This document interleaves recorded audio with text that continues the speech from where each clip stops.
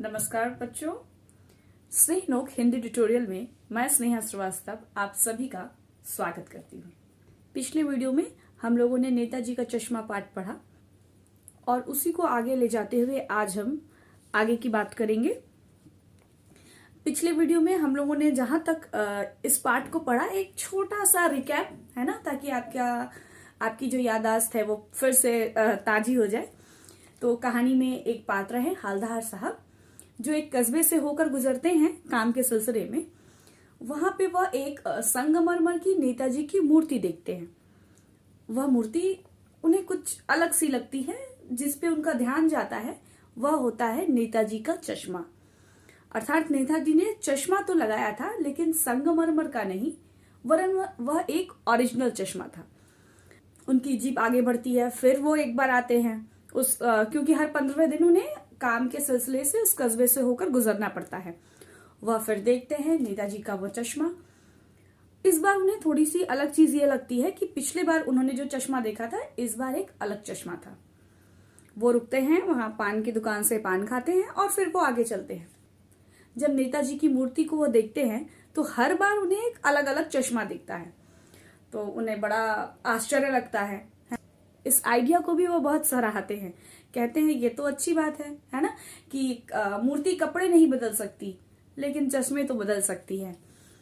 जब उनका यह जो कौतूहल है और जब उनकी यह जिज्ञासा बहुत ज्यादा बलवती हो जाती है कि आखिर कौन है जो बार बार चश्मा बदल रहा है और वो ऐसा क्यों कर रहा है, तब वह पान वाले से पूछते हैं और पान वाला उनको जवाब देता है कि इस चश्मे को कैप्टन लगाता है। उनकी जिज्ञासा और बढ़ती है। वो कैप्टन को भी देखते हैं। जब वो कैप्टन से मुलाकात करते हैं, मतलब दूर से जब वो कैप्टन को देखते हैं, तो उसके नाम से विपरीत उन्हें कैप्टन की जो वेशभूषा है, उनका जो शारीरिक गठन है, बनावट है, वो थोड़ी सी अलग लगती है ना। अलग का मतलब क्या है कि कैप्टन का मतलब हम सोचते हैं लंबा चौड़ा एक तगड़ा इंसान, है ना। उनके विपरीत वो देखते हैं। उसके बाद वह वहां से फिर चले जाते हैं। इसको बहुत विस्तार से हम लोगों ने आगे भी पढ़ा है। 2 साल तक ये कारवां चलते रहता है। मतलब वो आते हैं, उस कस्बे से होकर गुजरते हैं, वह पान की दुकान से पान खाते हैं और बार बार वो नेताजी के चश्मे को निहारते हैं। ये सिलसिला चलता है ना। हम लोगों ने यहाँ तक ही बात करी थी कि वो अब जीप से बैठकर चले जाते हैं। बच्चों, पाठ में आगे बढ़ते हुए 2 साल तक हालदार साहब अपने काम के सिलसिले में उस कस्बे से गुजरते रहे और नेताजी की मूर्ति को निहारते रहे। कभी गोल चश्मा होता तो कभी चौकोर, कभी लाल, कभी काला, कभी धूप का चश्मा, कभी बड़े कांचों वाला गोगो चश्मा, पर कोई ना कोई चश्मा होता जरूर। उस धूल भरी यात्रा में हालदार साहब को कौतुक और प्रफुल्लता के कुछ क्षण देने के लिए, प्रफुल्लता अर्थात खुशी, है ना। मतलब वो बार बार उस रास्ते से गुजरते हैं और बार बार नेताजी के चश्मे को निहारते हैं। बार बार चश्मे को बदला जाना और बार बार नेताजी की मूर्ति चश्मे के साथ देखना हालदार साहब को अच्छा प्रतीत होता है ना। उनको ये जो पल है, जब वो वहां से गुजरते हैं और पान खाते हैं और जब वो मूर्ति देखते हैं, तो उनको ये पल बहुत पसंद आता है ना। उनको ये सारी चीजें खुशी, प्रसन्नता देती हैं। फिर एक बार ऐसा हुआ कि मूर्ति के चश्मे पर कोई भी कैसा भी चश्मा नहीं था। उस दिन पान की दुकान भी बंद थी। चौराहे की अधिकांश दुकानें बंद थी। अधिकांश अर्थात अधिकतर, ठीक है। मतलब एक बार वो जो बार बार 2 साल से जो चला आ रहा था, है ना, आज वो चीज नहीं थी। आज क्या था कि मूर्ति के आंखों पर चश्मा नहीं था। दुकान भी पान वाली जो थी वो बंद थी। चौराहे की जो अधिकतर दुकानें थी वो बंद थी। अगली बार भी मूर्ति की आंखों पे चश्मा नहीं था। हालदार साहब ने पान खाया और धीरे से पान वाले से पूछा, क्यों भाई, क्या बात है? आज तुम्हारे नेताजी की आंखों पर चश्मा नहीं है। पान वाला उदास हो गया। उसने पीछे मुड़कर मुंह का पान नीचे थूका और सिर झुकाकर अपनी धोती के सिरे से आंखों को पोंछता हुआ बोला, साहब, कैप्टन मर गया। और कुछ पूछ नहीं पाए हवलदार साहब। कुछ पल चुपचाप खड़े रहे, फिर पान के पैसे चुकाकर जीप में आ बैठे और रवाना हो गए। कहते ना, अचानक हमें कोई बहुत बड़ी न्यूज है ना, बहुत बड़ा समाचार, या वह खुशी का हो या दुख का हो, जब बहुत अचानक मिलता है ना, तो हम उसके लिए तैयार नहीं होते, है ना, और कहीं ना कहीं उस पल के लिए बिल्कुल चुप से हो जाते हैं, क्योंकि हमारे पास शब्द नहीं होते हमारी अचानक आई हुई भावना को अभिव्यक्त करने के लिए, मतलब उसे एक्सप्लेन करने के लिए, है ना, कि इस घटना को सुनकर सामने वाले पर क्या गुजरा, है ना, वो क्या सोच रहा है। तो यही बात क्या हो रही है, बिल्कुल हवलदार साहब के साथ हो रही है। हम लोगों ने पहले भी पढ़ा है और उनके इस कैरेक्टर को हम समझ चुके हैं कि वो बहुत सही हृदय व्यक्ति है ना, कोमल दिल के, नाजुक दिल के। तो वो जो इस घटना को वो ठीक से ले नहीं पाते, है ना, और वो कुछ नहीं बोलते, पैसे चुकाकर चुपचाप अपने जीप पर बैठ जाते हैं। और यहाँ पान वाला भी बच्चों देखो, जब ये समाचार दे रहा है ना, तो वह उदास है ना, उसकी आंखों से क्या हो रहा है, पानी आ रहा है, उसकी आंखों से आंसू है, पानी अर्थात आंसू, यहाँ पर पानी का मतलब आंसू है। बार बार सोचते क्या होगा उस कौम का जो अपने देश की खातिर घर गृहस्थी जवानी जिंदगी सब कुछ होम कर देने वालों पर भी हंसती है और अपने लिए बिकने के बहाने ढूंढती है या मौके ढूंढती है। यहां पर स्वयं प्रकाश जी ने फिर से इस समाज के एक बहुत बड़े कठोर सच पर हमारा ध्यान केंद्रित किया है ना। अब ऐसा बच्चों बिल्कुल नहीं, अब तुम कहोगे कि मैम क्या समाज में सारे लोग ही ऐसे होते हैं, क्या कोई देशभक्त नहीं होता? तो अगर बच्चों देशभक्त नहीं होंगे तो हमारा देश आगे कैसे बढ़ेगा, है ना। हमारा देश जो आज यहाँ पे खड़ा है निस्संदेह देशभक्तों की वजह से ही खड़ा है ना, और जिस तरह से हमारा देश प्रगति कर रहा है। लेकिन यहाँ वे उन लोगों के बारे में बात कर रहे हैं, उन लोगों के बारे में, है ना, सब लोगों के बारे में बिल्कुल भी नहीं, उन लोगों के बारे में बात कर रहे हैं जो समाज के स्वार्थी लोग हैं, जो अपना हित, अपने आप को सर्वप्रथम देखते हैं, है ना। और बहुत सुंदर से यहाँ पे वाक्यों में उन्होंने अपने भावना को अभिव्यक्त किया है। क्या होगा उस कौम का जो अपने देश की खातिर घर गृहस्थी जवारी जिंदगी सब कुछ होम कर देने वालों पर भी हंसती है। मतलब ऐसे लोग जो समाज में काफी ऐसे लोग हैं, है ना, जो देशभक्तों पर या जो अपना सब कुछ न्यौछावर कर देने वालों पर भी हंसते हैं, है ना, और अपने लिए बिकने के बहाने ढूंढते हैं। अर्थात यहाँ बिकने का बहाना ढूंढना मतलब खुद स्वार्थी होते हैं, खुद अवसर की तलाश करते हैं, है ना, कि कब ऐसा अवसर मिले, है ना, जिनसे उनकी स्वार्थ की पूर्ति हो। ठीक है, बहुत खूबसूरत सा ये लाइन है। दुखी हो गए, 15 दिन बाद फिर उसी कस्बे से होकर गुजरे। काम है ना, जिस बारे में हम लोगों ने बात की थी कि काम तो है, वो तो हमें करना ही होगा, काम से हम पीछे नहीं हट सकते। कस्बे में घुसने से पहले ही ख्याल आया था, याद आया उन्हें। क्या ख्याल आया? कस्बे की हृदय स्थली में सुभाष की प्रतिमा अवश्य होगी। मतलब कस्बे की जो हृदय स्थली है, हृदय स्थली मतलब जो सेंटर होता है, हृदय अर्थात हमारा हार्ट, है ना, स्थली माने स्थल, जगह। तो वो जो हृदय स्थली है, जो मुख्य स्थल है, जो सेंटर है उस जगह का, वहां तो सुभाष जी की जो प्रतिमा है अवश्य प्रतिष्ठापित होगी, अवश्य वहां पे लगी होगी। लेकिन सुभाष की आंखों पर चश्मा नहीं होगा, जिस बारे में हम लोगों ने आगे भी पढ़ा है ना, कि बिना चश्मे वाली जो मूर्ति है वह हवलदार साहब को भी क्या करती है, आहत करती है। अच्छा नहीं लगता उन्हें, क्योंकि मास्टर बनाना भूल गया होगा और कैप्टन मर गया। सोचा आज वहां रुकेंगे नहीं, पान भी नहीं खाएंगे, मूर्ति की तरफ देखेंगे भी नहीं, सीधे निकल जाएंगे। मतलब उन्होंने अपने आप को इस बार पूरा कठोर बना लिया, अपने हृदय को मजबूत, कि मैं वहां पे ना रुकूंगा, है ना पान खाऊंगा, और सीधे वहां से चले जाऊंगा। क्योंकि उनकी ये जो आदत है ना कि रुकना, हाँ, पान वाले के दुकान पर पान खाना और वहां से सुभाष जी की मूर्ति को निहारना, उनकी ये आदत है। उनको पता है कि अगर वो जाएंगे तो फिर उनका जो नजर वो चला जाएगा।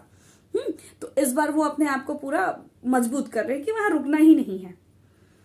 ड्राइवर से कह दिया चौराहे पर रुकना नहीं, आज बहुत काम है, पान आगे कहीं खा लेंगे। लेकिन आदत से मजबूर आंखें चौराहा आते ही मूर्ति की तरफ उठ गई। मतलब उनकी जो आदत है ना, कई बार हम कहते हैं ना कि हमारा जो मन होता है, मस्तिष्क होता है ना, कई बार मस्तिष्क अलग बात बोलता है और हमारा जो मन है, हमारा जो हृदय है, वो अलग बात बोल रहा होता है।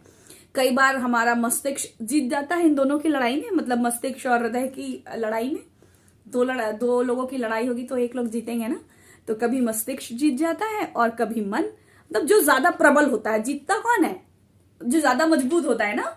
तो वैसे ही इन दोनों में जो सबसे ज्यादा प्रबल होता है वो जीतता है।